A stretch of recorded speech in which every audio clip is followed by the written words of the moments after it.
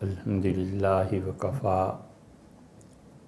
وسلام علی عبادہ الذین اصطفیٰ اما بعد۔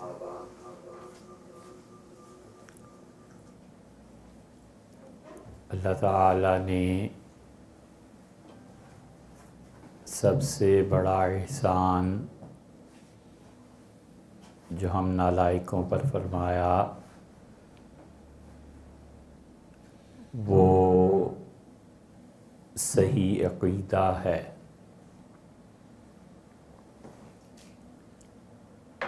اور اللہ کے سارے انعامات ایک طرف اور عقیدے کا کتاب و سنت کے مطابق ہونا ایک طرف، بلکہ اس کے پاسنگ میں بھی کوئی چیز نہیں آتی۔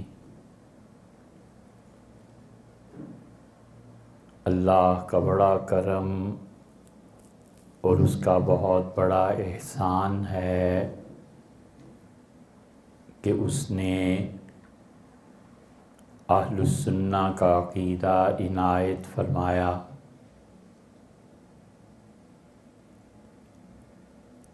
حضرت شاہ ولی اللہ محدث دہلوی رحمۃ اللہ علیہ نے ایک حدیث نقل کی ہے۔ اس حدیث کی سند پہ علماء نے گفتگو کی ہے، مگر اس حدیث میں جو مفہوم ہے اس کے صحیح ہونے میں کوئی شبہ نہیں ہے، اور وہ یہ ہے کہ حضرت رسالت پناہ صلی اللہ علیہ وسلم نے ارشاد فرمایا کہ جددوا ایمانکم، اپنے ایمان کی تجدید کرتے رہو بقول لا الہ الا اللہ، اور لا الہ الا اللہ کو کثرت سے یاد کرو۔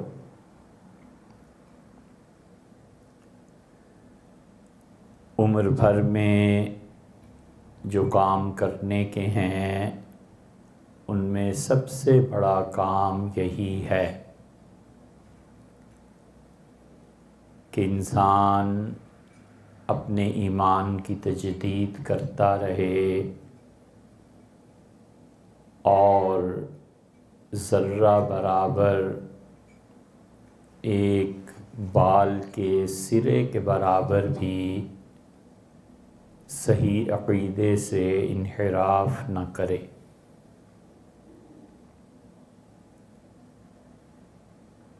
چنانچہ صحابہ کرام رضی اللہ عنہم بھی اپنے ایمان کی تجدید کرتے رہتے تھے، اور ابن ابی ملیکہ رحمۃ اللہ علیہ، جنہوں نے اکابر صحابہ کرام رضی اللہ عنہم کی صحبت پائی تھی، کہتے تھے کہ میں نے ابو بکر اور عمر اور ابی بن کعب رضی اللہ عنہ جیسے آدمیوں کو دیکھا، ہر کوئی ڈرتا تھا نفاق سے، اور ہر کوئی اپنے ایمان کی حفاظت اور خاتمہ بالخیر ہونے کی گھڑی آنے کے وقت سے خوف زدہ تھا۔ اس مفہوم کے ساتھ یہ روایت امام بخاری رحمۃ اللہ علیہ نے بھی نقل کی ہے، اور حقیقت یہ ہے کہ اپنے ایمان کی تجدید، بار بار اپنے عقیدے کی تجدید نہایت ضروری ہے۔ تجدید کا مطلب یہ ہے کہ اس کو نئے سرے سے زندہ کرنا، اور تجدید کا مطلب یہ ہے کہ پرانی چیز کی بجائے نئی چیز لانا۔ سورہ آل عمران جب آپ پڑھتی ہیں تو وہاں آپ کو یہ ملے گا کہ اللہ تعالیٰ نے فرمایا کہ یوم تبیض وجوہ، قیامت کے دن کئی ایک چہرے بہت خوش و خرم ہوں گے، تازہ کھلے ہوئے پھول، روشن چہرے، وتسود وجوہ، اور کئی چہرے ایسے ہوں گے جو سیاہ ہوں گے، کالک ملے ہوئے چہرے۔ اور جیسے قرآن کریم میں ہی دوسری جگہ آیا ہے کہ سیاہی کے ٹکڑے کاٹ کر ان کے چہروں پہ سجا دیے گئے ہو۔ حضرت عبداللہ ابن عباس رضی اللہ عنہما سے اس کی تفسیر پوچھی گئی تو انہوں نے کہا کہ وہ جو چہرے اللہ تعالیٰ نے فرمایا ہے کہ بہت روشن ہوں گے وہ اہل السنہ ہیں۔ تو اس لیے اہل سنت والجماعت نے، ان کے اکابر نے، صحابہ کرام رضی اللہ عنہم سے یہ لقب چلا آتا ہے، یہ وہ چیز نہیں ہے جو بعد کے کسی دور میں ایجاد ہو گئی ہو۔ ابن کثیر رحمۃ اللہ علیہ نے اس اثر کو اپنی تفسیر میں اسی آیت کریمہ کے تحت نقل کیا ہے۔ اس لیے آپ خود بھی اہل السنہ کے عقیدے سے چمٹی رہیے، اپنے گھر والوں کو بھی، اپنی اولادوں کو بھی، اپنے بچوں کو بھی، چھوٹوں کو اس عقیدے کی طرف دعوت دیجیے، اور جس قدر ہو سکے اس عقیدے پر جم کر رہیے۔ اللہ تعالیٰ ہی نے قرآن کریم میں فرمایا کہ قُوا انفسکم واہلیکم نارا، اپنے آپ کو بھی اور اپنے گھر والوں کو بھی جہنم سے بچاؤ، آگ سے بچاؤ۔ اور جہنم میں جانے کا اور پھر اس میں ہمیشہ ہمیشہ رہنے کا ایک بہت بڑا خطرہ اس انسان کو ہے جو اہل السنہ کے عقیدے سے ہٹ جائے، اور پھر اہل السنہ کے عقیدے سے ہٹ کر بھی مسلمان ہی نہ رہے اور کفر کے کسی عقیدے کو اختیار کر لے۔ کچھ لوگ ہیں جو کفر اور اہل السنہ کے عقیدے کے درمیان ہیں۔ ہم یہ نہیں کہتے کہ وہ کافر ہیں، لیکن ہم یہ کہتے ہیں کہ وہ اہل السنہ میں سے نہیں ہیں۔ مثلاً ایک آدمی یہ کہتا ہے کہ دعا مانگنے کا کچھ فائدہ نہیں، اللہ نے جو تقدیر میں طے کر دیا ہے وہ ہو کر رہے گا، چنانچہ ہم اللہ سے دعا کیوں مانگے۔ یہ عقیدے کی بات ہے، اور اہل السنہ کا عقیدہ یہ ہے کہ دعا تقدیر کو بھی بدل دیتی ہے۔ کوئی اللہ کی تقدیر ایسی نہیں ہے کہ اللہ اس کی دعا قبول کر لے اور خود اللہ اپنے محض فضل و کرم سے اپنی ہی تحریر پہ قلم نہ پھیر دے اور اپنے ہی فیصلے کو تبدیل نہ فرما دے۔ اس لیے ہمارا عقیدہ یہ ہے، یہ ایک مثال دی جا رہی ہے کہ ہمارا عقیدے میں یہ بات شامل ہے کہ ہر طرح کی تقدیر اللہ جب چاہے بدل دے، اور اللہ جب چاہے دعا قبول فرمائے، اپنی بندیوں پر احسان فرمائے، اور اللہ اس چیز کو محو کر دے۔ عندہ ام الکتاب، لوگوں کی تقدیر کا رجسٹر اللہ کے پاس ہے۔ اگر کسی انسان کا عقیدہ یہ ہو تو اہل السنہ سے نکل جائے گا۔ اسی طرح ایک انسان کا عقیدہ یہ ہے کہ قبر میں عذاب نہیں ہوتا تو وہ آدمی اس عقیدے کا انکار کرتا ہے جو اہل السنہ نے بہت سوچ سمجھ کے اور کتاب و سنت پہ ایک مدت تک غور کر کے ان چیزوں کو لکھا ہے۔ اس لیے آپ خود بھی اپنے بچوں کو بٹھا کر بھی ہمیشہ ایمان کی تجدید کرتی رہیے۔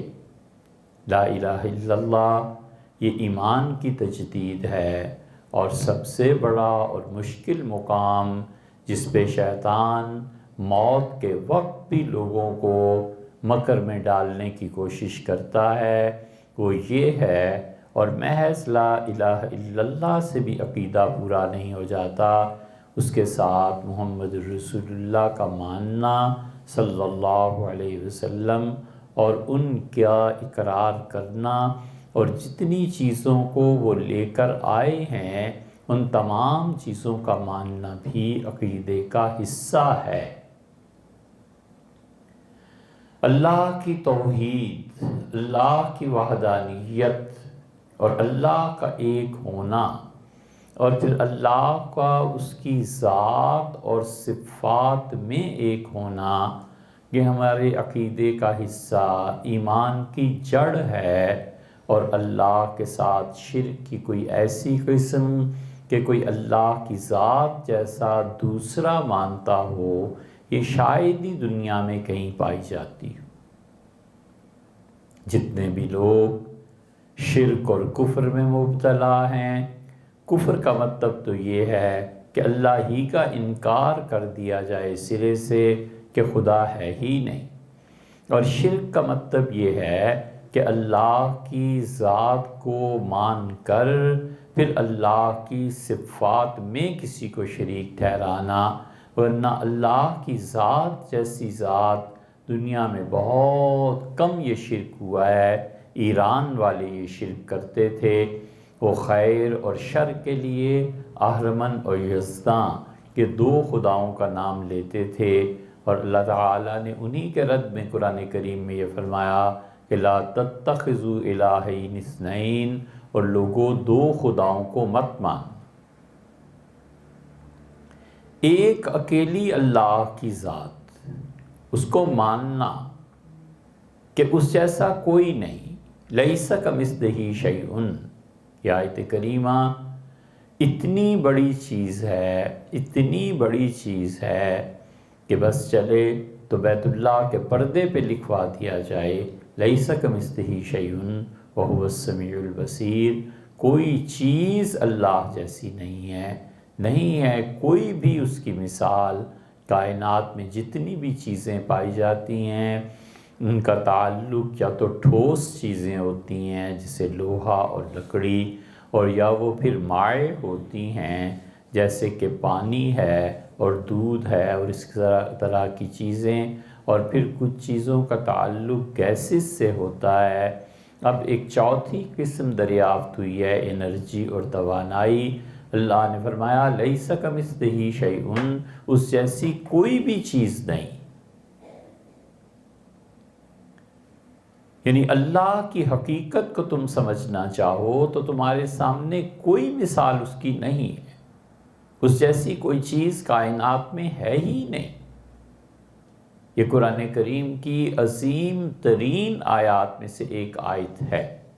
قرآن اللہ کا کلام ہونے کے نسبت سے سارا یکساں ہے، اس کا ایک ایک حرف حضرت رسالت مآب صلی اللہ علیہ وسلم پہ نازل کیا گیا، ہمارا ایمان ہے، لیکن بعض آیات سے افضل ہے۔ جیسے تبت یدا ابی لہب ہے، اللہ تعالیٰ نے فرمایا کہ ابو لہب برباد ہوا اور اس کے ہاتھ ٹوٹ گئے۔ اب ظاہر ہے کہ قل هو اللہ احد، اللہ ایک ہے، جس میں اللہ کی تعریف اس آیت میں ہے۔ یہ آیت تبت یدا کی آیت سے زیادہ بہتر ہے۔ قرآن کریم کی وہ عظیم ترین آیات جس پہ پورے کا پورا علم منحصر ہوتا ہے، کبھی وہ اس طرح کی آیات ہیں۔ اللہ نے فرمایا لیس کمثلہ شیء، اس جیسی کوئی چیز نہیں۔ اس لیے ہم اہل السنہ کے نزدیک اللہ جیسی کوئی چیز نہیں ہے، اور اس کے ساتھ ساتھ اللہ کی صفات ہیں۔ اللہ کی صفات میں شرک ہوتا ہے، اور اللہ کی صفات میں یہ جو شرک ہے اس سے اپنے آپ کو بہت دور رکھنا چاہیے۔ کسی بھی انسان کے متعلق یہ عقیدہ رکھنا، حتیٰ کہ حضور اقدس صلی اللہ علیہ وسلم کے متعلق بھی یہ عقیدہ رکھنا کہ نبی کریم صلی اللہ علیہ وسلم جب چاہیں جس کی چاہیں مدد کر دیں۔ حضور صلی اللہ علیہ وسلم کو اپنے ایک ایک امتی کے نقصان نفع ان سب چیزوں کا علم ہے۔ یہ وہ چیزیں ہیں جو بنیادی طور پر اہل سنہ کے عقیدے سے لگا نہیں کھاتی۔ حضرت رسالت مآب صلی اللہ علیہ وسلم ہر طرح کی عزت، عظمت، شرف اللہ کے نزدیک ان کا ہونا، لیکن بہرحال وہ اللہ کے نبی تھے اور بندے تھے۔ عبدہ و رسولہ، وہ اللہ کے بندے اور اللہ کے رسول ہیں۔ کوئی چیز ایسی نہیں ہے جس میں یہ کہا جا سکے کہ رسول اللہ صلی اللہ علیہ وسلم استغفر اللہ کوئی خدا ہو گئے تھے۔ اللہ بہرحال اللہ ہے اور اس کے بندے بہرحال بندے۔ اور عام طور پہ اللہ کی دو صفات میں ٹھوکر لگی ہے، ایک تو اللہ کا علم اور ایک اللہ کی قدرت۔ اللہ کو علم میں بھی یکتا ماننا، اللہ کو علم میں بھی واحد ماننا۔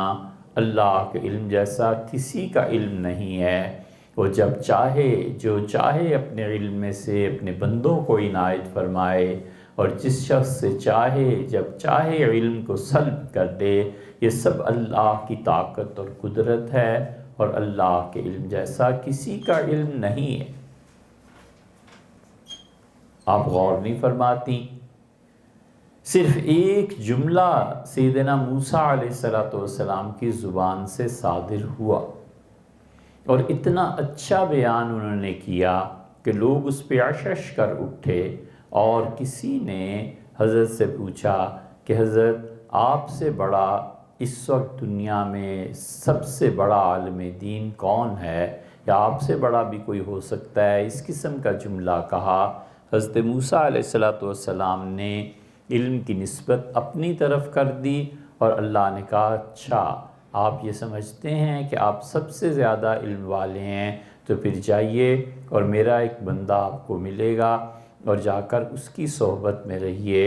اور وہ قصہ ہے جو 15ویں پارے کے آخر پہ اور 16ویں پارے کے شروع میں اللہ نے بیان کیا۔ اس کائنات میں اللہ نے کیا کیا رکھا ہے، اس کائنات میں کیا کیا ہو رہا ہے۔ اللہ نے فرمایا ما تسقط من ورقۃ، اور کوئی پتا درخت سے جدا نہیں ہوتا، اور کوئی بیج زمین کی تہ میں نہیں پھوٹتا مگر اللہ کے علم میں۔ وَهُوَ الْقَاهِرُ فَوْقَ عِبَادِهِ، اللہ کی طاقت اور اللہ کی قوت اس کی ساری مخلوق پر غالب ہے۔ اور اللہ نے بتایا کہ لوگوں علم اس کا ہے، قدرت اس کی ہے، جو چاہے سو کرے۔ تو اس لیے کبھی بھی اللہ کے ساتھ شرک، اور خاص طور پہ اللہ کا علم اور اللہ کی قدرت، اس میں لاکھوں نہیں کروڑوں لوگ گمراہ ہو گئے۔ اس سے بچنا چاہیے۔ علم بھی اللہ کو ہے اپنے بندوں کا کہ ان کے پر کیا حالت گزر رہی ہے۔ اس کے بندے خوش ہیں، اس کے بندے ناراض ہیں، اس کے بندے کفر میں ہیں، اس کے بندے ایمان میں ہیں۔ ہر چیز اس کے علم میں ہے، اور قدرت بھی اسی کی ہے۔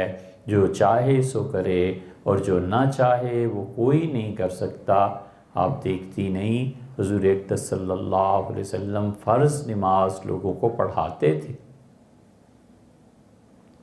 اور فرض نماز کے بعد یہ دعا مانگتے تھے۔ آپ بھی اس دعا کو مانگا کیجئے، اور اس دعا کو بار بار پڑھا کیجئے۔ حضور صلی اللہ علیہ وسلم اس دعا کو شروع فرماتے تھے لا الہ الا اللہ وحدہ لا شریک لہ لہ الملک و لہ الحمد یحیی و یمیت وہو علی کل شیء قدیر اللہم لا مانع لما اعطیت۔ اے میرے پروردگار، جو چیز آپ عطا کرنا چاہیں اللہ کوئی نہیں آپ کو روک سکتا۔ لا مانع لما اعطیت، آپ اپنے بندوں کو کوئی چیز دینا چاہیں، ہے کسی کی ہمت اور مجال کہ آپ کی عطا پر کوئی منع کر سکے؟ ولا معطی لما منعت، اور اللہ آپ نہ دینا چاہیں تو آپ کی اس کائنات میں کوئی ایسا نہیں ہے جو دے سکے۔ اللہ منع کر دے اور اللہ کے منع کرنے کے باوجود کوئی اتنا بڑا ہو جو دے دے، یہ سب شرک اور کفر کی باتیں ہیں۔ اللہ نے کبھی بھی ایسے نہیں کیا کہ وہ دینا چاہے اور کسی کے کہنے سے رک جائے، اور وہ رکنا چاہے اور کسی کے کہنے پہ دے بیٹھے، الا یہ کہ اللہ نے کسی اپنے بندے کی دعا کو قبولیت کا شرف بخشا ہو، اور وہ بھی اللہ ہی الہام کرتا ہے کہ مجھ سے یہ مانگو اور تم مانگو گے تو ہم اپنا فیصلہ تبدیل کر دیں گے تمہاری عزت اور شرف کے اظہار کے لیے۔ اسی سے ہے وہ بات جو صحیح بخاری میں کئی جگہ آئی ہے کہ رسول اللہ صلی اللہ علیہ وسلم نے قیامت کے احوال بیان کی۔ یہ قیامت کے احوال جو بخاری میں آئے ہیں اس میں سے ایک جگہ یہ بھی آیا ہے کہ میں ایک مدت تک اللہ کے سامنے سجدے میں پڑا رہوں گا، اور پھر حق تعالی شانہ کی رحمت جوش میں آئے گی اور مجھ سے کہیں گے کہ ارفع راسک، محمد صلی اللہ علیہ وسلم اپنا سر اٹھائیے، سل اور آپ مانگیے آپ کیا چاہتے ہیں، ہم اپنی مہربانی سے آپ کو دیں گے۔ اور رسول اللہ صلی اللہ علیہ وسلم اللہ سے عرض کریں گے کہ پروردگار اپنی مخلوق کا حساب شروع فرما۔ اور وہ جو نماز کے بعد کی دعا ہے اس میں یہ آیا ہے اللہم لا مانع لما اعطیت ولا معطی لما منعت ولا راد لما قضیت، اور اللہ جو فیصلہ آپ فرما دیں، آپ کے فیصلے پر کوئی نہیں ہے کائنات میں جو نظر ثانی کر سکے۔ فیصلہ ہونا کرنا تو درکنار، کوئی ایسا بھی نہیں ہے جو خدا کے فیصلے پہ نظر ثانی کرے۔ اس کا مطلب یہ ہوا کہ والعیاذ باللہ اللہ کے فیصلے میں کوئی کمی ہے جس کو یہ پورا کرے گا، یا چلیے نہ صحیح اللہ کے فیصلے میں کمی، لیکن اتنا درجہ کسی ان کا ہو کہ وہ اللہ تعالیٰ کے فیصلوں پر بیٹھ کر کچھ اس طرح کی بات کرے جو اس شان اس ذات پاک کے ادب کے منافی ہے۔ ولا راد لما قضیت ولا ينفع ذا الجد منک الجد، نماز کے بعد یہ مانگتے تھے، اور اللہ ولا ينفع ذا الجد منک الجد، اور اللہ کسی بڑے سے بڑے کی بڑائی بھی تیرے سامنے کچھ نہیں، اللہ کے سامنے کچھ نہیں۔ ایک عورت رسول اللہ صلی اللہ علیہ وسلم کی خدمت میں حاضر ہوئی، اور اس عورت نے، یہ عورتیں آتی تھیں مسئلے پوچھنے کے لیے، باتوں کے لیے، اور غالباً یہ بھی عورت ہی کا ایک واقعہ ہے، اور رسول اللہ صلی اللہ علیہ وسلم سے بیعت کرتی تھی۔ نبی کریم صلی اللہ علیہ وسلم عورتوں کو بیعت فرماتے تھے، اور پہلا جملہ یہی ہوتا تھا کہ اللہ یشرکن باللہ شیئا، یہ اقرار کریں گی عورتیں کہ وہ اللہ کے ساتھ شرک نہیں کریں گی۔ قرآن کریم میں بھی آیا ہے کہ جب عورتیں آپ کے پاس آئیں اور وہ آپ سے بیعت کی درخواست کریں، اذا جاءک المؤمنات، اور وہ کہیں کہ آپ سے بیعت ہونا ہے، فبایعہن، تو ان عورتوں کو آپ بیعت کر لیجئے۔ اور کس بات پر بیعت کر لیجئے؟ اللہ یشرکن باللہ شیئا، کہ یہ ذرہ برابر بھی کسی چیز کو اللہ کا شریک نہیں ٹھہرائیں گے۔ اس لیے شرک، اس سے ملتی جلتی چیزیں بہت بچا کر اپنے آپ کو رکھنا چاہیے۔ حضور اقدس صلی اللہ علیہ وسلم کے پاس ایک عورت آئی، اور اس نے پردے کے پیچھے سے اپنا ہاتھ بڑھایا۔ اس نے رسول اللہ صلی اللہ علیہ وسلم کو خط دینا تھا غالباً، یا جو بات بھی تھی، نبی کریم صلی اللہ علیہ وسلم نے ہاتھ دیکھا تو آپ نے فرمایا یہ کس کا ہاتھ ہے؟ کیسی درندگی ہے اس ہاتھ میں؟ تو اس نے کہا کہ میں ایک عورت ہوں اور میرا ہاتھ ہے۔ تو آپ نے فرمایا کہ لو کنت امرأتن، اگر تم عورت ہوتی لغیرت بالحنا، تو یہ کیسا ہاتھ ہے جس میں نہ کوئی مہندی ہے نہ کوئی زیور پہنا ہوا ہے۔ یہ جو زیور پہننے کے الفاظ ہیں یہ تشریح کے ہیں۔ اس کا مطلب یہ ہوا کہ خواتین کو ہاتھوں میں کچھ نہ کچھ پہننا چاہیے۔ انگوٹھی پہن لی، کوئی چھلا پہن لیا، ہاتھوں میں مہندی رچا لی، یہ سب چیزیں حدیث میں آئی ہیں۔ اور اسی لیے حنفی فقہا نے لکھا ہے کہ عورت جو زیور پہن کے نماز پڑھے وہ اس سے زیادہ ثواب ہے بجائے اس عورت کے جو بغیر زیور کے نماز پڑھے۔ حضرت عائشہ رضی اللہ عنہا تو اتنی سختی فرماتی تھیں کہ ایک عورت کو دیکھا وہ نماز پڑھ رہی تھی تو اس نے کچھ نہیں پہنا ہوا تھا، تو آپ نے فرمایا کہ یہ تمہارے گلے کا ہار، ہاتھوں کے کنگن اور یہ انگوٹھیاں یہ سب کیا ہوا؟ اور پھر فرمایا کہ اگر کچھ بھی نہ ہو نا تو ایک رسی لے لو اور اس سے اپنے گلے میں گرا دے کے باندھ لو۔ تو اس لیے عورتیں آتی تھیں اور حضور اقدس صلی اللہ علیہ وسلم سے مسائل دریافت کرتی تھیں، بہت چیزیں ہوتی تھیں۔ تو کسی نے کہہ دیا، غالباً عورت ہی تھی، کہ ما شاء اللہ و ما شاء محمد صلی اللہ علیہ وسلم جو چاہیں اور اللہ چاہے۔ اور ایک جگہ حدیث میں آیا ہے ایک مرد کا، تو آپ نے ڈانٹ دیا اور آپ نے فرمایا جعلتنی للہ ندن، تم نے مجھے اللہ کا شریک بنا دیا جو میں چاہوں۔ قولوا ما شاء اللہ فقط، صرف یہ کہو کہ جو اللہ چاہے۔ اس دعا میں بھی یہی ہے، ولا ينفع ذا الجد منک الجد، اور اے اللہ تیرے سامنے کسی بڑے کی بڑائی کوئی حیثیت نہیں رکھتی۔ اللہ کی ذات، اللہ کی صفات، اور اللہ کی صفات میں غور کرتے رہنا چاہیے۔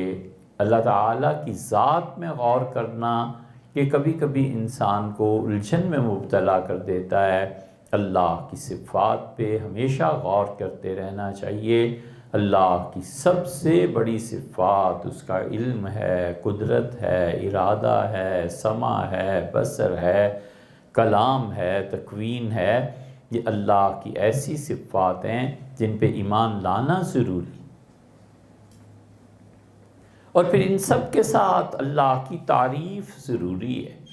اللہ کی تعریف کرتی رہا کیجئے، اللہ کی تعریف کے لیے مستقل وقت نکالیے، اپنے بچوں کو، اپنے گھر کے کاموں کو چھوڑ کے الگ ہو کے ایک 10 منٹ 15 منٹ بیٹھ جائیے کمرے میں، مصلی میں، بستر میں، اور کچھ دروازہ بند کر کے اللہ کی تعریف کرتی رہیے تاکہ درمیان میں کوئی آپ کو ڈسٹرب نہ کرے۔ فون آف کر کے اللہ کی تعریف کرنی چاہیے کہ اللہ تو بڑی قدرت والا ہے، اللہ تیرا علم سب سے زیادہ وسیع ہے، اللہ تو ہی رحمت کرنے والا ہے، اللہ تو ہی مہربانی فرمانے والا ہے، اللہ تو ہی اپنے بندوں پہ انعام کرتا ہے، اللہ تیرا ہی شکر ادا کرنا ہے، اور اللہ تیرے شکر کے لیے حاضر ہوئی ہوں۔ یہ جملے جتنے اللہ کی تعریف میں ہیں کرتی رہا کیجئے، اور کچھ عرصے تک آپ یہ عمل کر کے دیکھیے، پھر دیکھیے آپ کی زندگی میں خدا کتنی بڑی تبدیلی پیدا کر دیتا ہے۔ دھیرے دھیرے یہ تبدیلیاں واقع ہوتی ہیں اور آہستہ آہستہ انسان کی طبیعت اندر سے بدلتی ہے۔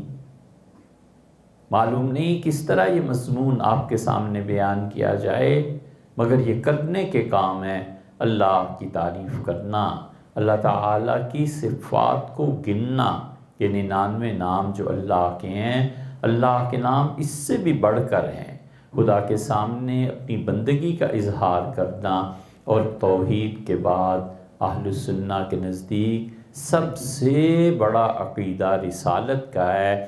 حضرت رسالت مآب صلی اللہ علیہ وسلم کی عزت، ان کی تعظیم، ان سے محبت، ان کا تذکرہ، ان کی احادیث کو ماننا، اس قوم اور امت کی بدقسمتی کا کیا روئیں، کیا رونا روئیں جس کی بنیاد میں سر سید جیسے لوگ ہوں۔ سر سید نے اینٹ رکھی پہلی انکار حدیث کی۔ آپ ان کا لٹریچر پڑھیں، آپ ان کے خطوط پڑھیں، آپ ان کا کلام پڑھیں تو پتہ چلتا ہے کہ حدیث سے بغاوت کا مسالہ انہوں نے کیسے تیار کیا۔ بات ایک شرعی مسئلے کی اٹھی تھی اور ایک مسئلہ تھا، علماء نے اس پہ فتویٰ دیا، اور سر سید نے بس اتنا لکھا، انہوں نے کہا کہ میں یہ کہتا ہوں کہ یہ بات حدیث میں آئی ہے، قرآن میں بہرحال نہیں آئی۔ اس ایک جملے سے جو فتنہ اٹھا، ان کے آنے والوں نے اس پہ پوری بلڈنگ تعمیر کر دی کہ اچھا جو چیز حدیث میں آئی ہے اس کی کوئی اہمیت ہی نہیں ہے اتنی جتنی قرآن باتوں کی اور آیات کی ہے، اور بس اس سے انکار حدیث کا سلسلہ چل پڑا۔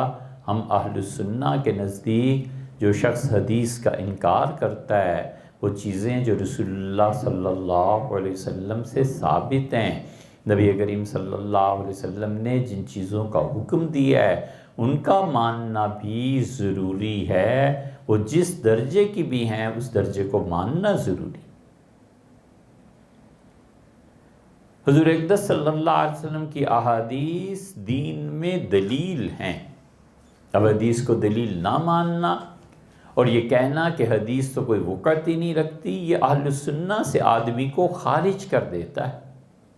اس لیے ہمارے دور میں دین میں جتنے فتنے ہیں اٹھے ہیں دین کے نام پہ، ان میں سے ایک فتنہ یہ ہے کہ حضور اقدس صلی اللہ علیہ وسلم کی رسالت کا تو اقرار کیا جائے، گواہی دی جائے کہ وہ اللہ کے رسول ہیں، اور دوسری طرف یہ بھی عقیدہ رکھا جائے کہ چونکہ یہ بات حدیث میں آئی ہے لہٰذا ضروری نہیں۔ حضور اقدس صلی اللہ علیہ وسلم نے فرمایا جو فرض نماز کے علاوہ 12 رکعتیں دن اور رات میں پڑھے گا اللہ اس کے لیے جنت میں ایک محل دیتے ہیں۔ اور دوسری روایت میں آیا ہے حضور صلی اللہ علیہ وسلم فرمایا تم میں سے کسی آدمی کو ایک کوڑے کے برابر، کوڑا ہوتا تھا 1.5 فٹ کا، جیسے آپ کا بازو ہے، اتنا سمجھ لیں، کچھ کم کچھ زیادہ۔ آپ نے فرمایا تم میں سے کسی انسان کو ایک کوڑے کے برابر جگہ جنت میں مل جائے، اللہ کی قسم اس پوری کائنات سے زیادہ اچھی اور عزیز وہ جگہ ہے۔ ظاہر ہے کہ جنت میں 1 انچ جنت میں داخلہ یہ اللہ کی مرضی کے بغیر ہوگا ہی نہیں۔ حضرت رسالت مآب صلی اللہ علیہ وسلم کی محبتوں اور ان کی شفقتوں کا امت کے ساتھ اندازہ کیجئے، بار بار جنت میں جائیں گے، بار بار جنت سے باہر آئیں گے، اللہ سے شفاعت کریں گے کہ اللہ اس کو بھی جنت میں بھیج دیں، اللہ اس کو بھی جنت میں بھیج دیں، اور اے رب اس کو بھی جنت میں بھیج دیں۔ پھر باہر تشریف لے جائیں گے کہ اچھا فلاں فلاں لوگ رہ گئے، اچھا پھر اللہ سے درخواست کریں گے اللہ ان کو بھی بھیج دیں، ان کو بھی بھیج دیں۔ یہ بار بار آنا جانا جنت کے اندر اور باہر، یہ امت کے ساتھ شفقت اور محبت ہی تو ہے۔ حضور اقدس صلی اللہ علیہ وسلم نے فرمایا کہ میں تمہیں بتاؤں میں جنت میں جاؤں گا اور وہ جو جوانی میں بیوہ ہو گئی اور اس کے سر کے بال چاندی کے تار ہو گئے اور اس کا خوبصورت چہرہ اپنی اولاد کے ساتھ محنت کرنے میں پچک گیا اور اس کی رنگت کی سفیدی سیاہی میں تبدیل ہو گئی، اور وہ شوہر کے بعد صبر کر کے بیٹھی رہی، دوسری شادی نہیں کی اور اپنی اولاد کو پالتی رہی، تمہیں میں بتاؤں آپ نے فرمایا جنت میں اور وہ عورت ایسے ہی داخل ہوں گے جیسے تم دیکھتے ہو ایک انگلی کے بعد دوسری انگلی ہے۔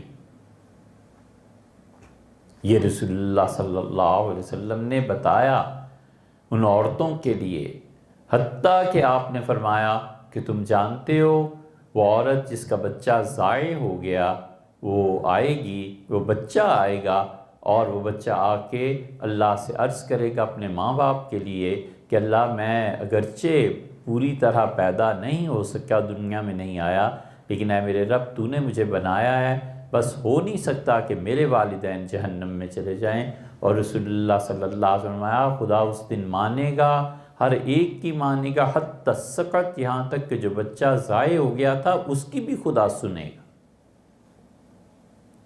اب یہ سب چیزیں حدیث میں آئی ہیں۔ اب ایک آدمی اٹھتا ہے اور کہتا ہے میں ان حدیثوں کو ہی نہیں مانتا۔ حضور صلی اللہ علیہ وسلم نے فرمایا 12 رکعتیں تم میں سے جو پڑھے گا اللہ اسے جنت میں ایک محل دے گا۔ اہل السنہ نے اس 12 رکعتوں کی تقسیم کر دی۔ اہل السنہ میں بھی حنفیہ نے اس کی تقسیم یہ مانی کہ انہوں نے کہا فرض نماز کے علاوہ 12 رکعتیں تو 2 فجر کی سنتیں ہو گئیں، 6 سنتیں ظہر میں ہو گئیں، 4 فرض سے پہلے اور 2 فرضوں کے بعد، تو 6 اور 2 8 ہو گئیں، 2 مغرب کے بعد 10 ہو گئیں اور 2 عشاء کے فرض کے بعد 12 ہو گئیں۔ ان کا یہ 12 رکعتیں پڑھی۔ اب ایسے گمراہ اٹھے ہیں جو اپنے کلپس میں ان چیزوں میں کہتے پھرتے ہیں کہ بس فرض نماز پڑھ لو، فرض کے علاوہ سب نفل ہے۔ اب خود انصاف کریں، لوگ کہتے ہیں مولوی لڑتے ہیں، یہ کہتے اب ہم کہاں جائیں؟ اب دوسری طرف بھی تو دیکھیں نا، یہ صحیح بات کہنا بھی ضروری ہے کہ نہیں؟ اس لیے بہت سے مردوں کا دین بس اتنا رہ گیا کہ فرض نماز پڑھ لو، باقی سب نفل ہیں۔ ارے بھئی، نوافل میں کچھ ایسے نفل ہیں جنہیں حضور صلی اللہ علیہ وسلم نے ہمیشہ پڑھا ہے، وہ یہ 12 رکعتیں، اور کچھ ایسے ہیں جو کبھی پڑھے کبھی چھوڑتی، اس پہ ہم کہتے ہیں یہ یقیناً ٹھیک ہے، کبھی پڑھ لو کبھی چھوڑ دو، ہمیشہ پڑھتے رہو، اس سے بحث نہیں ہے۔ بحث تو سنت موقدہ سے ہے۔ اب سنت موقدہ کوئی بیچ میں سے اڑا دینا یہ دین کے ساتھ ایک مذاق نہیں تو اور کیا۔ پوری امت 1500 سال سے جن چیزوں پہ متفق چلی آئی تھی، آج ایک آدمی اٹھتا ہے اور کہتا ہے کہ فرض نماز کے علاوہ کچھ نہیں ہے، تو یہ وتر کہاں جائیں گے؟ اہل حدیث حضرات 1 پڑھتے ہیں، حنفی فقہا 3 پڑھتے ہیں، 1 سلام سے، حنبلی فقہا حرمین شریفین میں 3 وتر پڑھتے ہیں 2 سلاموں سے، 1 کے بعد سلام پھیر دیا، پھر 2 رکعتیں پڑھی، پھر سلام پھیر دیا۔ ان کے نزدیک 3 وتر اس طرح ہو جاتے ہیں۔ کچھ بھی ہے، وتر کی نماز ہے تو صحیح نا، اس کا انکار کر دینا کہ تو نفل ہے، چاہو تو پڑھو چاہو تو چھوڑ دو۔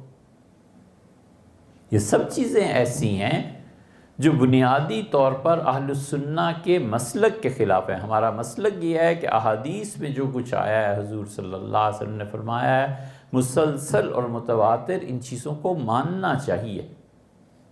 کیسی اچھی بات امام رازی رحمۃ اللہ علیہ نے ایک جگہ لکھی ہے، اور رازی نے کہا کہ اصفہان کی بوڑھی عورتیں جو تھڑوں پہ بیٹھتی تھیں، ہوتا تھا نا پچھلے زمانے میں بلڈنگز بنتی تھیں جیسے آج کل لانس بنتے ہیں، تو بوڑھی عورتیں شام کو اپنے کاموں سے فارغ ہو کے آ کے باہر گلی میں بیٹھ گئیں، ایک دوسرے سے باتیں کرنے لگیں۔ انہوں نے اپنے ماحول کے مطابق ایک بات کہی، انہوں نے کہا بڈھی عورتیں جو تھڑوں پہ آ کے بیٹھتی تھیں، بس ان جیسا ایمان رکھنا۔ مطلب یہ کہ وہ لمبی چوڑی علمی بحثیں نہیں جانتی تھیں، لیکن انہیں پتا تھا اللہ ایک ہے، اور حضرت رسالت مآب صلی اللہ علیہ وسلم مثلا اللہ کے آخری نبی ہیں۔ یہ مثال ہے ایک عقیدے کی، اور صحابہ کرام رضی اللہ عنہم کا قول عمل ان کا حجت اور دلیل ہے دین میں۔ اس طرح کی موٹی موٹی باتیں ان عورتوں کو یاد تھیں، بس یہ عقیدہ رکھنا۔ انہوں نے کہا اتنی لمبی بحثوں میں پڑھو گے تو کہیں اپنے اصل عقیدے سے بھی نہ جاتے رہو۔ تو اس لیے ہمارا عقیدہ ہے، حضرت رسالت مآب صلی اللہ علیہ وسلم کی احادیث دین میں اپنا مقام رکھتی ہیں، وہ دلیل کے طور پر پیش کی جاتی ہیں۔ حضور صلی اللہ علیہ وسلم کا فرمانا ہر جگہ پہ برابر نہیں ہے، کبھی وہ ان کا کہا ہوا فرض ہو جاتا ہے، کبھی ان کا کہا ہوا نفل بن جاتا ہے، کبھی ان کا کہا ہوا مستحب ہو جاتا ہے۔ ایک عورت آئی اور اس نے کہا اللہ کے رسول آپ بتائیں کیا حج کتنی مرتبہ فرض ہے؟ حضور صلی اللہ علیہ وسلم چپ رہے، پھر پوچھا، آپ نے فرمایا اگر میں ہاں کہہ دیتا تو ہر سال حج فرض ہو جاتا، اور تم میں سے کون ایسا ہے جو ہر سال حج کر سکے؟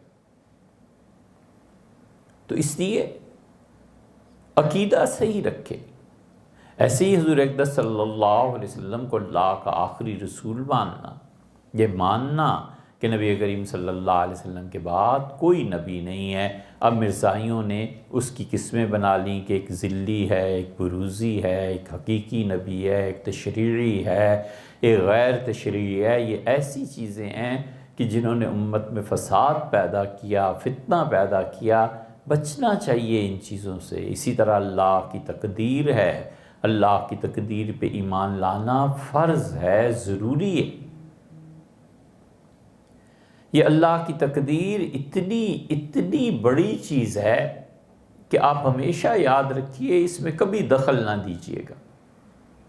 جتنی احادیث ہم نالائقوں کے مطالعے سے گزری، 2 جگہ بس میں نے یہ دیکھا کہ حضور صلی اللہ علیہ وسلم نے ٹھیٹھ اردو محاورے میں کہیں ہاتھ جوڑ دیے ہیں۔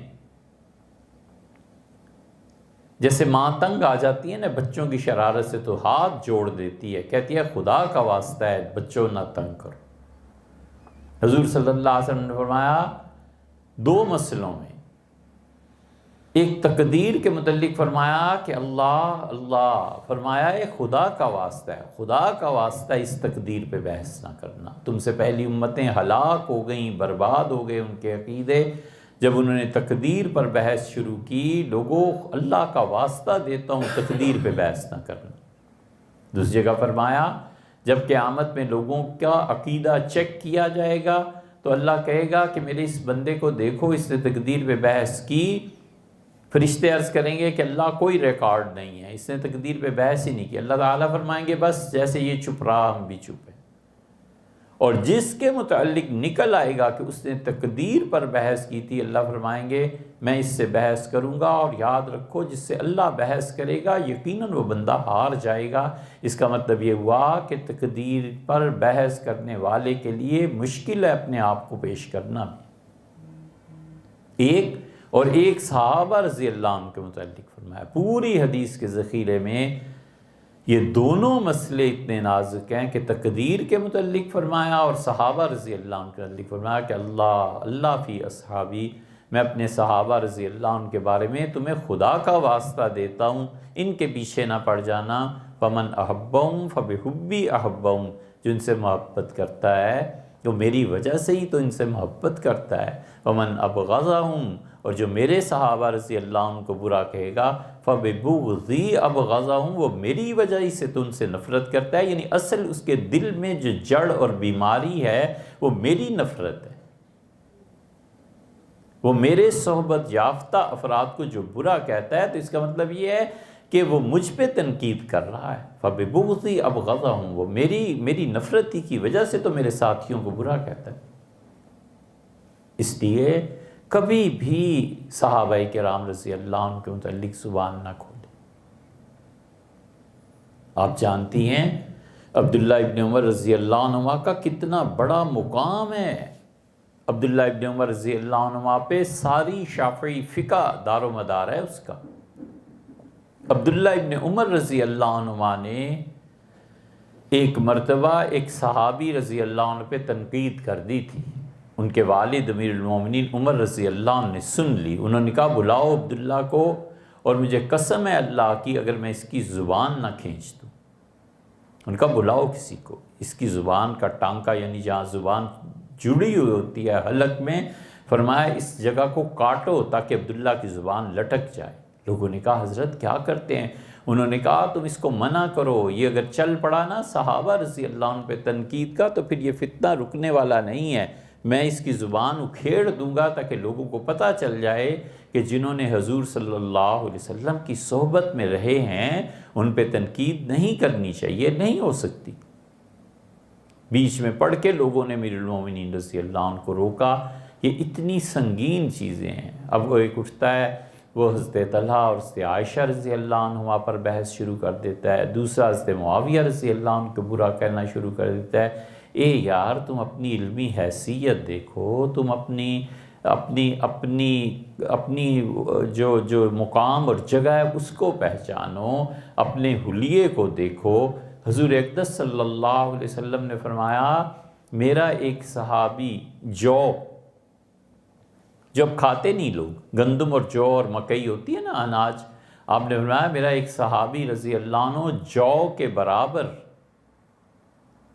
ایک مٹھی جو اللہ کے راستے میں خیرات کر دے، اور تم احد پہاڑ جتنا سونا اللہ کے راستے میں خرچ کرو تو تم تو آدھی مٹھی جو تک نہیں پہنچ سکتے۔ یہ صحابیت اتنا بڑا شرف ہے کہ کوئی صحابی معاذ اللہ مرتد ہو جائے اور پھر وہ مسلمان ہو تو بھی وہ صحابی ہے۔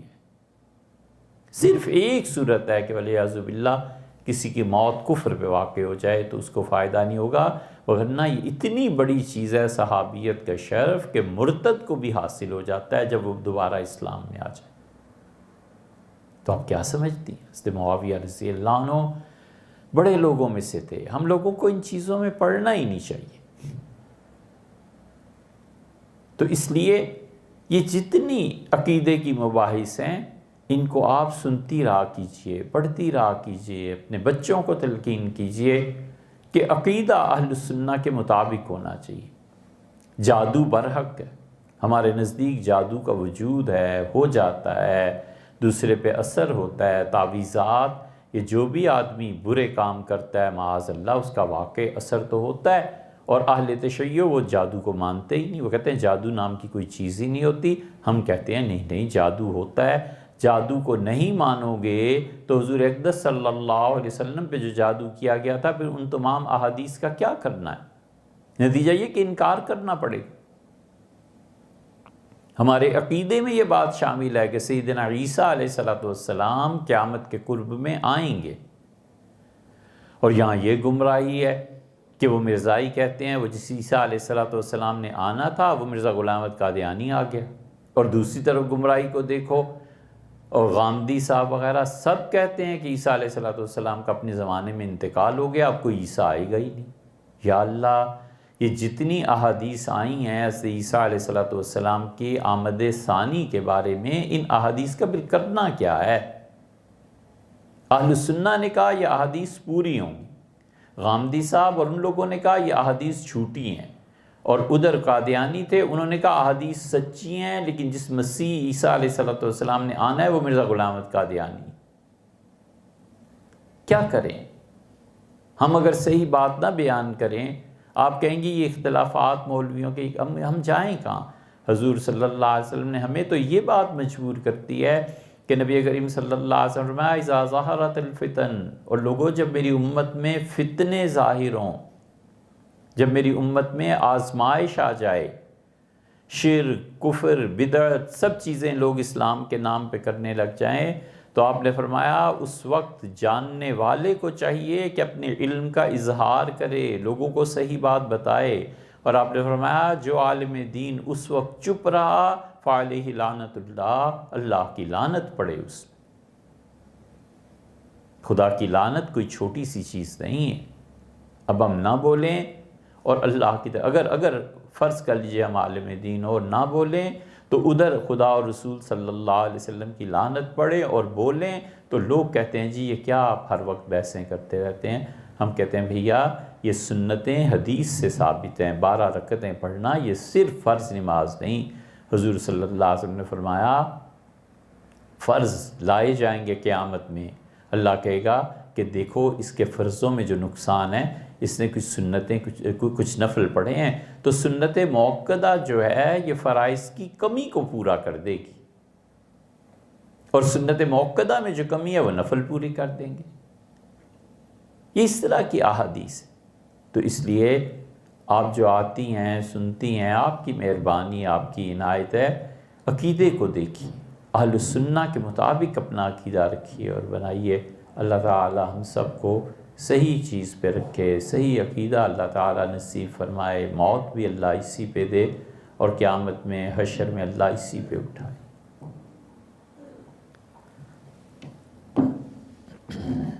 سوال جواب۔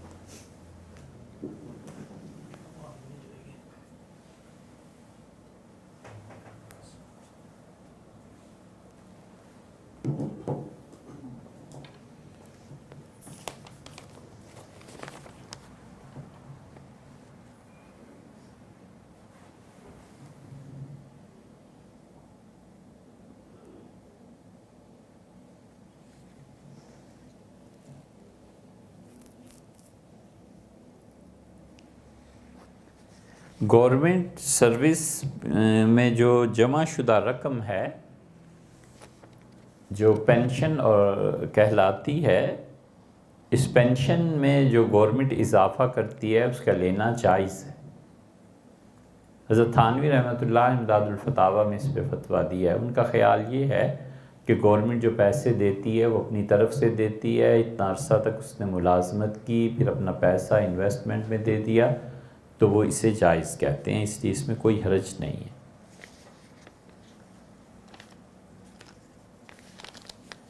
نماز میں سجدے میں دعا مانگنے کا صحیح طریقہ سمجھا دیجئے۔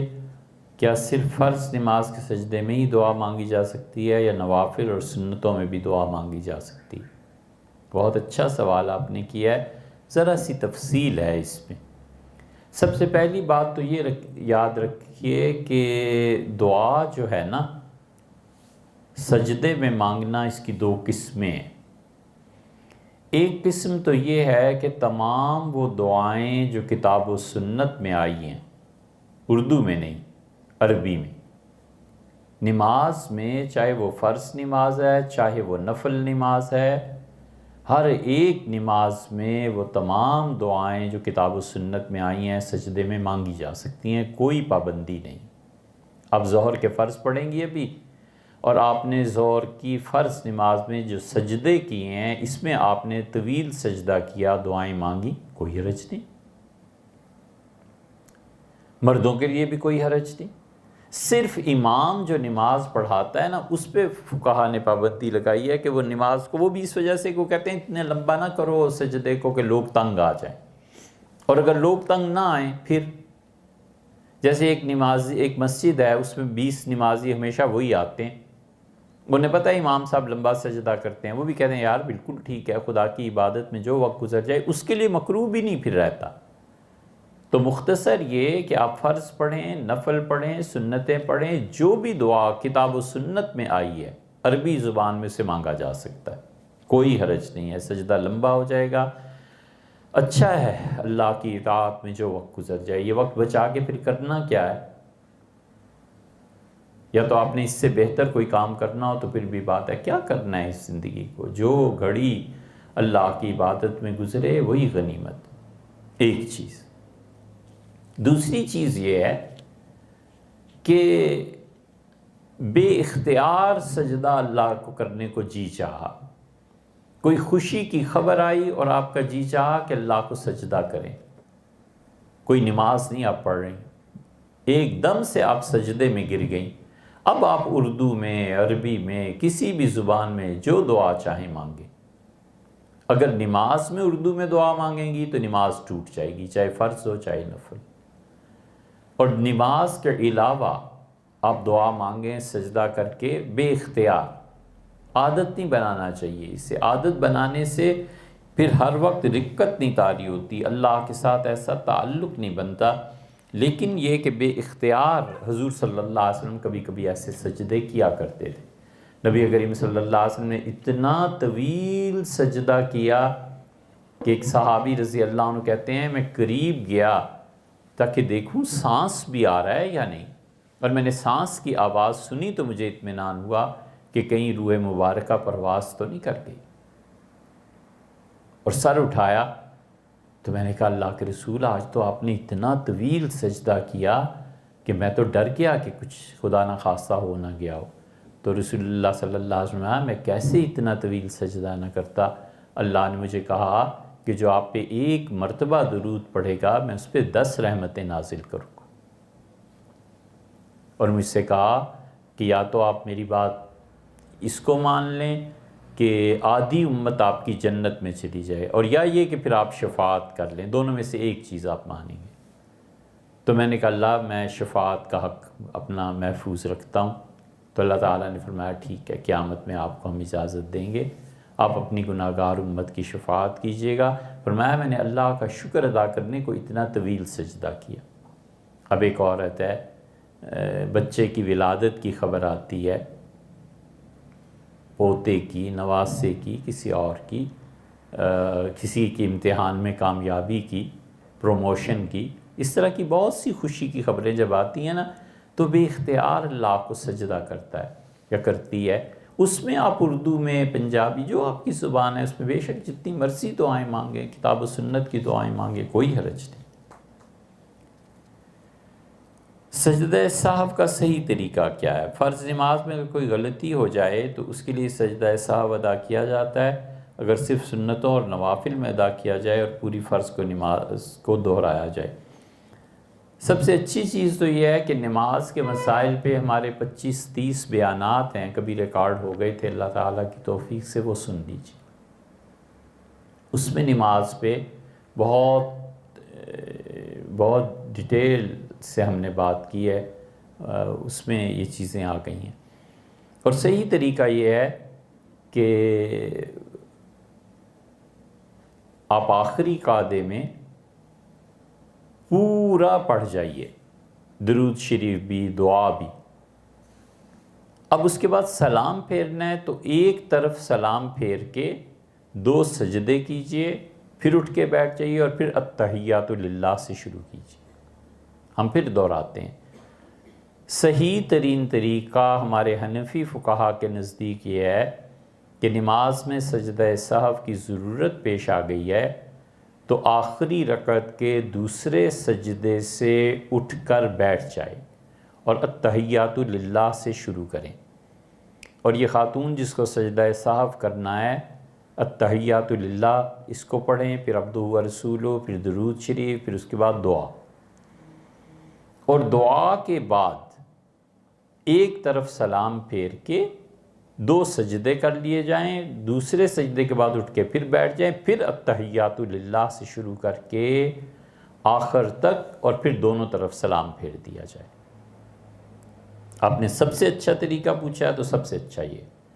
پھر حنفی فقہا نے اس میں تھوڑی سی ترمیم بھی کی ہے، وہ کہتے ہیں کہ التحیات للہ سے شروع کیا جائے اور عبدہ و رسولہ یہاں تک پہنچ کے ایک طرف کو سلام پھیر کے 2 سجدے کیے جائیں اور پھر اٹھ کے بیٹھ جائیں، اور پھر التحیات للہ سے لے کے آخر تک پڑھ کے دونوں طرف سلام پھیر دیا جائے۔ یہ دوسرا طریقہ ہمارے ہاں رائج ہے زیادہ عام طور پہ، لیکن پہلے طریقے کو فتاوی قاضی خان وغیرہ میں حنفی فقہا نے ترجیح دی ہے۔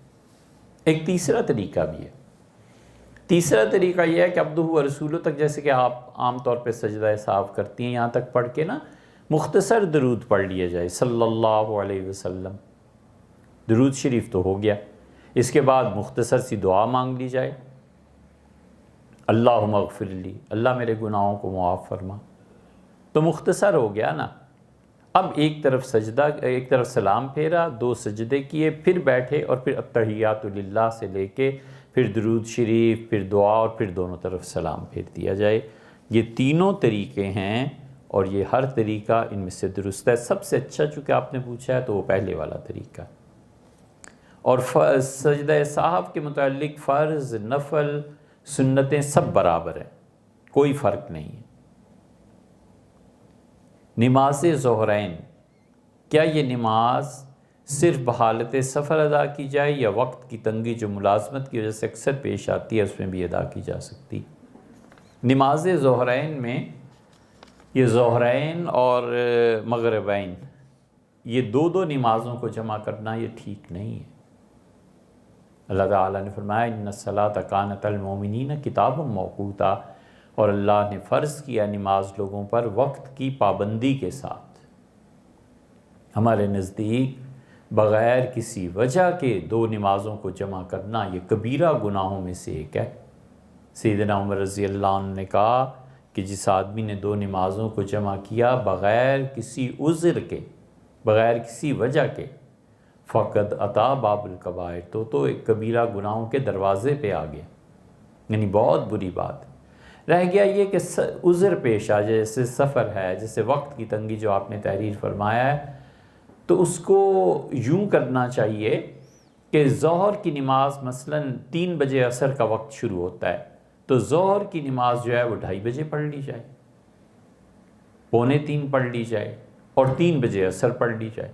ظہر پوری ہوئی اور 2-4 منٹ کے بعد عصر شروع ہو گئی، تو عصر کو پہلی نماز کے ساتھ ملایا جائے، یعنی عصر اور مغرب اکٹھی نہیں ہو سکتی، ظہر اور عصر اکٹھی ہوں گی اس طرح سے کہ ایک نماز آخری وقت میں، دوسری نماز ابتدائی وقت میں پڑھ لی جائے۔ اور اسی طرح مغرب اور عشاء، مغرب کی نماز پڑھی جائے اور پھر عشاء کی نماز کو کھینچ دیا جائے پیچھے کی طرف، یعنی مغرب کے فوراً بعد مغرب آخری وقت میں پڑھ لی جائے اور عشاء ابتدائی وقت میں پڑھی جائے، یہ ہو سکتا ہے۔ دو صورتیں ہو گئیں، ایک تو وقت پہ ہی نماز ادا کرنا، دوسرے نمازوں کو جمع کرنا اس طرح سے جو ہم نے بتایا کہ ایک نماز آخری وقت میں اور دوسری نماز پہلے وقت میں۔ تیسری صورت یہ ہے کہ نماز قضا ہو جانے کا خدشہ ہو، کہ نماز قضائی ہو جائے گی، تو پھر اس کی فقہا نے گنجائش لکھی ہے جان بوجھ کے، لیکن ایسے کرنا جائز نہیں ہے۔ اب فلائٹ ہے، نمازی قضا ہونے کا خطرہ ہے، نماز پڑھنے کا موقع ہی نہیں ملے گا، تو پھر اس کی صورت میں نماز قضا کرنے سے بہتر ہے کہ آدمی دو نمازیں ایک وقت میں جمع کر لے۔ یہ تینوں صورتیں آپ سے عرض کرتے ہیں۔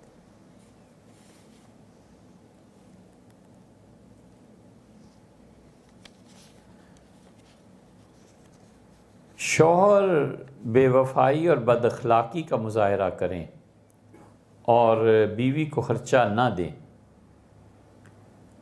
اور خاتون با کرداروں اور شوہر 2 دفعہ طلاق بھی دے چکا ہو اور بیوی دل میں اس کو لان تان کرتی ہے، پھر اللہ سے معافی مانگتی ہے، تو اسے صبر کرنے کا اجر ملے گا، یعنی صبر کرنے کا اجر بھی بالکل ملے گا۔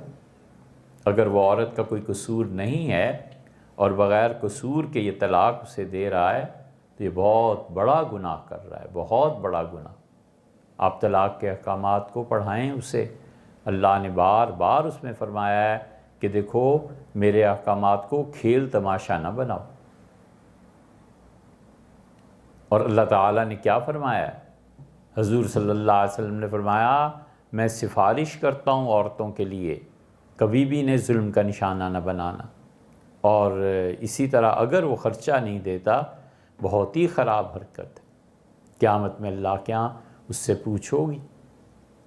کوئی اتنی بڑی بات نہیں ہے کہ قیامت کوئی دور ہے، کوئی دن اس کے دن دور ہیں، بس ذرا سی بات ہے، یہ دم نکلے گا نا تو سب پتہ چل جائے گا۔ سانس جب آخری ہوگا تو اس کے بعد ساری دنیا کھل جائے گی کہ دنیا میں کیا کچھ وہ کرتا رہا اور کیا اس نے کرتوت کی۔ حضور صلی اللہ علیہ وسلم نے ایک جگہ لعنت فرمائی ہے ایسے شوہروں پہ،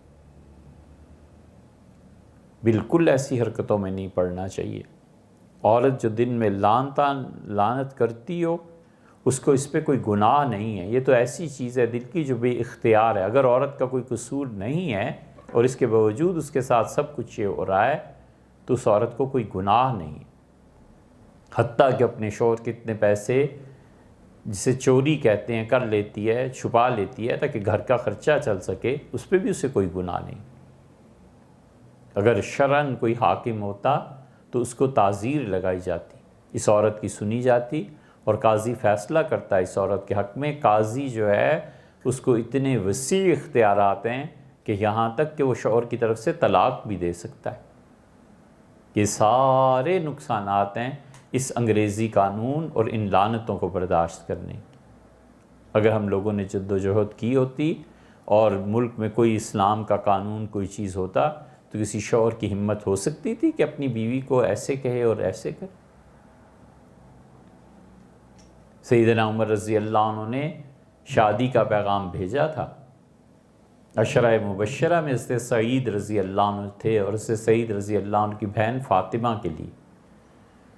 سیدنا عمر رضی اللہ عنہ کی وہ چچا زاد بہن بھی تھی، تو انہوں نے پابندی لگائی کہ میں مسجد میں نماز پڑھنے جاؤں گی اور عمر برا نہیں منائیں گے، اس پہ میں نکاح کر سکتی ہوں۔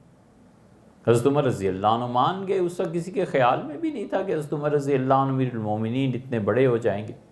اب جب حضرت عمر رضی اللہ عنہ کا اپنا دور آیا تو وہ اب پریشان تھے کہ میں عورتوں کو منع کرتا ہوں کہ مسجدوں میں نہ آؤ، اور میری بیوی خود جاتی ہے مسجد، تو انہوں نے کیا کیا، انہوں نے مسجد کے پاس ایک کرسی رکھوا لی، بیٹھے رہتے تھے، اور جب بیوی گزرتی تھی تو گھورتے تھے، اسے تیز نظروں سے دیکھتے تھے، اس بات کے اظہار کے لیے کہ میں اسے پسند نہیں کرتا۔ تو ایک دن وہ نماز میں پلٹی اور انہوں نے کہا عمر مجھے اس طرح نہ دیکھا کرو، میں اگرچہ تمہاری بیوی ہوں لیکن مجھے یہ تمہارا دیکھنا بڑا برا لگتا ہے، میں نے نکاح اس شرط پہ کیا تھا۔ تو سیدنا عمر رضی اللہ عنہ چپ ہو گئے، اسی ایسے نہیں ہیں، عورتیں بھی اللہ کی مخلوق ہیں، بندیاں ہیں خدا کی، اللہ اسی لیے کہتا ہے من ذکر او انثیٰ، تم میں سے جو مرد ہے یا عورت ہے، اس سے ہمیں بحث نہیں ہے، جو بھی نیک کام کرے گا ہم اسے اجر دیں گے۔ عورت ہونے کی بنا پر کیوں مظلوم ہے؟ وجہ کچھ بھی نہیں۔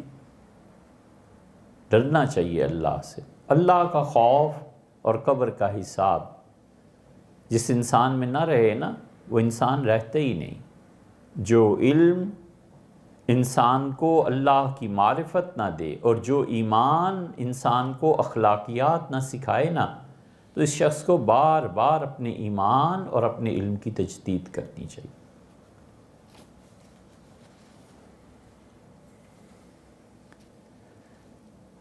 اگر شوہر شادی کے شروع ہی سے حقوق زوجیت ادا نہ کر سکتا ہو تو اس صورت میں بیوی کے لیے کیا حکم ہے؟ علیحدگی اختیار کر لینی چاہیے۔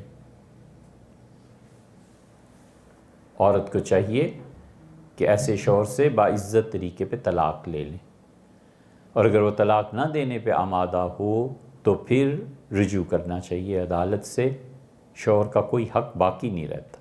صبر کے ساتھ نباہ کرنا، اس پہ اجر تو یقیناً ہے ہی، لیکن ایسے کرنا نہیں چاہیے۔ ان معاملات میں صبر کے کیا معنی ہے؟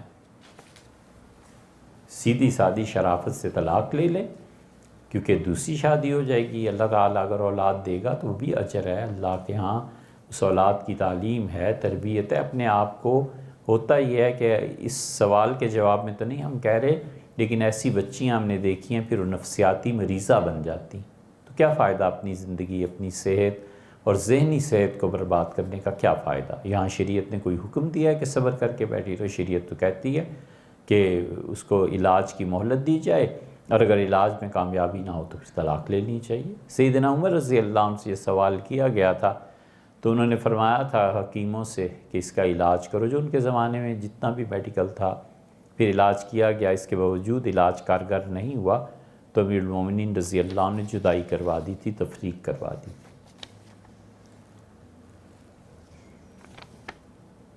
ہم یہ پڑھتے اور سنتے ہیں کہ جب تک عقیدہ درست نہ ہو کوئی عمل مقبول نہیں۔ آپ ہمیں عقائد کے بارے میں مختصر بتا دیں۔ آج کل نہ جانے کون کون سی باتیں عقیدے کا حصہ بنا دی جاتی ہیں جن کو سن کر کنفیوژن پیدا ہو جاتی ہے۔ حدیث شریف میں آتا ہے کہ کوئی شخص احد کے پہاڑ کے برابر سونا خرچ کرے مگر تقدیر پر ایمان نہیں لاتا تو اس کی اتنی بڑی خیرات بھی قبول نہیں۔ تقدیر پر ایمان لانے کی تصدیق تو منہ سے کرتے ہیں، مگر عملاً وہ کون سے کام اور باتیں ہیں جس ایمان کی تصدیق کریں گے؟ یہ سب باتیں اگر آپ نے یہ پہلے سوال لکھا ہے تو یہ آپ کے سوال کے جواب میں آج ساری باتیں ہی آ گئیں۔ یہ تو پہلے سے ہی بات ہو گئی نا۔ اور اگر آپ نے یہ بیان سن کے پھر اس سوال کو تحریر فرمایا ہے تو تقدیر پہ اور عقائد پر ہم نے مستقل بحث کی ہے، وہ 103 یا 4 یا 7 کیسٹس ہونی چاہیے، اتنے بیانات ہونے چاہیے۔ اس کے لیے جو ہمارے دوست اس کا اہتمام کرتے ہیں ان سے آپ رابطہ کر لیجئے، وہ آپ کو بتائیں گے عقیدے کے بارے میں۔ اللہ تعالیٰ کی ذات، صفات، تقدیر، یہ سب چیزیں اس میں آ گئی ہیں۔ وہ 100-125 گھنٹہ آپ نکالیں، انہیں سن لیں، اس میں آپ کو مل جائیں گے۔ اور عقیدے پہ ہم عام طور پہ سے بات کرتے ہی رہتے ہیں، اہل سنہ کے عقیدے پہ خاص طور سے کہ ہمارا اور دیگر لوگوں کا کیا فرق ہے۔ اب سنتی رہیں گی تو انشاءاللہ آپ تک بات پہنچ جائے گی۔ کسی کو علاج کے لیے زکوٰۃ سے رقم دی، معلوم یہ ہوا کہ اس نے اپنے گھر میں فوتگی کے موقع پر کل جمعرات کی ختم پر یہ رقم خرچ کر دی، کیا زکوٰۃ دینے والے کو یہ رقم بطور زکوٰۃ دوبارہ دینی ہوگی؟ کیوں بھئی دوبارہ کیوں دیں گے؟ آپ نے پیسہ دیا، اس نے اپنے قبضے میں لے لیا یا اس کے اکاؤنٹ میں چلا گیا، آپ کی زکوٰۃ ادا ہوگی، کوئی پرواہ نہیں۔ یہ حنفی فقہا کا مسلک نہیں ہے۔ فقہا ہمارے ہاں یہ لکھتے ہیں کہ اس نے زکوٰۃ کے پیسے کو اللہ کی نافرمانی میں خرچ کر دیا تو دینے والے کی زکوٰۃ ہو گئی، وہ جانے اور اس کا کام جانے۔ آپ نے کسی بچے کو زکوٰۃ دے دی، اس نے جا کے شراب پی لی، تو اس سے آپ پہ کیا فرق پڑا؟ آپ نے زکوٰۃ دے دی تھی، بس ختم ہوئی بات، اللہ نے آپ کا اجر لکھ دیا، آپ کا فریضہ انشاءاللہ پورا ہو گیا، کوئی ایسی بات نہیں۔ فقہا نے لکھا ہے کہ زکوٰۃ اور صدقہ اور خیرات کے پیسوں سے اگر کوئی بعد میں گناہ کرے یا پہلے گناہ کرے، دونوں صورتوں میں دینے والے کا اجر ثابت ہے۔ مثلا ایک آدمی نے، ایک مثال تو آپ کو دے دی نا کہ آپ نے زکوٰۃ دی اور اس سے شراب پی لی، آپ کا اجر ثابت ہے اللہ کے یہاں، کوئی پرواہ نہیں۔ اور اس کی دوسری مثال ایسے ہے جیسے کسی نے والعیاذ باللہ استغفر اللہ شراب پی لی قرض پہ، اب وہ قرض والا کہتا ہے کہ بھی مجھے نہیں پتا، پیسے لا کے دو میرے۔ آپ نے زکوٰۃ کی رقم اسے دی اور اس نے شراب کے قرض میں وہ رقم جا کے اتار دی، کوئی پرواہ نہیں ہے، آپ نے تو اللہ کے لیے دے دیا نا، اس میں کیا ہے؟ اللہ آپ کو یقیناً اجر دے گا۔ پہلے زمانے میں گاؤں ہوا کرتے تھے، شہر تو بڑے بڑے تھوڑے ہی تھے، تو گاؤں میں ایک آدمی نے سوچا میں اللہ کی راہ میں خیرات کروں گا، تو اس میں آتا ہے کہ اس نے رات کو چھپ کے خیرات کی، تو لوگوں نے صبح پوچھا جس نے وصول کی تھی کہ تیرے پاس اتنا پیسہ کہاں سے آ گیا؟ اس نے کہا رات یار کوئی دے گیا تھا۔ تو لوگوں نے کہا اوفو، رات چور کو کوئی پیسہ دے گیا۔ تو اس آدمی نے دل میں کہا کہ اللہ میں نے تیرے لیے دیا تھا اور مجھے نہیں پتا تھا کہ یہ آدمی چور ہے۔ تو اللہ تعالیٰ نے فرشتوں سے کہا کہ میرے بندے کا اجر لکھو، اس سے آدمی کے انتخاب میں غلطی ہوئی ہے لیکن دیا تو اس نے مجھے ہی ہے نا، میرے بندے کے لیے لکھو اس سے مجھے اتنا قرض دیا۔ پھر وہ دوسری رات نکلا اور ایک عورت کو دے دیا، تو لوگوں نے اس سے پوچھا کہ تیرے پاس اتنا پیسہ؟ اس نے کہا یہ کوئی خیرات کر گیا تھا۔ تو لوگوں نے کہا اوفو، ایک فاحشہ عورت کو اتنا پیسہ کوئی دے گیا۔ تو اللہ تعالیٰ نے فرمایا میرے بندے سے انتخاب میں غلطی ہوئی ہے لیکن اس نے خرچ تو میرے لیے ہی کیا ہے نا، اتنا لکھ دو کہ میرے بندے کا اتنا قرض میرے ذمے ہو گیا ہے۔ پھر تیسری مرتبہ بھی اس نے کسی کو خیرات کیا، تو لوگوں نے کہا تمہارے پاس مال تو تھا، یہ اور زیادہ کہاں سے آ گیا؟ اس کا رات کو ہی خیرات دے گیا۔ تو لوگوں نے کہا دیکھو امیروں کو خیرات دے جاتے ہیں، ہم غریبوں کو کوئی نہیں پوچھتا۔ تو اللہ تعالیٰ نے فرمایا میرے بندے نے پھر غلطی کر دی، پہلے ایک چور کو دی، پھر ایک بد کردار عورت کو دی، پھر اب ایک امیر کو دے گیا ہے۔ تو فرمایا یہ لکھو، یہ میرے ذمے ہے، میرے بندے کا قرض ہے مجھ پہ، اگرچہ اس نے انتخاب میں غلطی کی۔ تو تینوں مرتبہ حضور صلی اللہ علیہ وسلم نے بتایا کہ اللہ نے اسے اجر دیا ہے، تو اس سے کوئی حرج نہیں ہے۔ انتخاب میں غلطی ہو جاتی ہے مگر اپنی جان بوجھ کے تو آدمی ظاہر نہیں کرتا، تو اس لیے وہ زکوٰۃ کی رقم اگر انہوں نے کل اور جمعرات پہ لگائی آپ کا کوئی مسئلہ نہیں۔ زکوٰۃ کے موضوع پہ درس دے دیں، خواتین بہت سے مسائل پوچھنا چاہتی ہیں، انشاءاللہ دیکھیے اللہ تعالیٰ کی توفیق سے دعا کیجیے، کسی وقت یہ ذہن میں رہے تو انشاءاللہ زکوٰۃ کے مسائل پہ بات کر لیں گے۔ لڑکوں کے لیے بھی ظہر سے عصر کے درمیان درس کی کلاس رکھیں، بہت مہربانی ہوگی، یا عصر کے بعد رکھیں کیونکہ لڑکے صبح کے وقت کالج یا یونیورسٹی میں ہوتے ہیں۔ عربی میں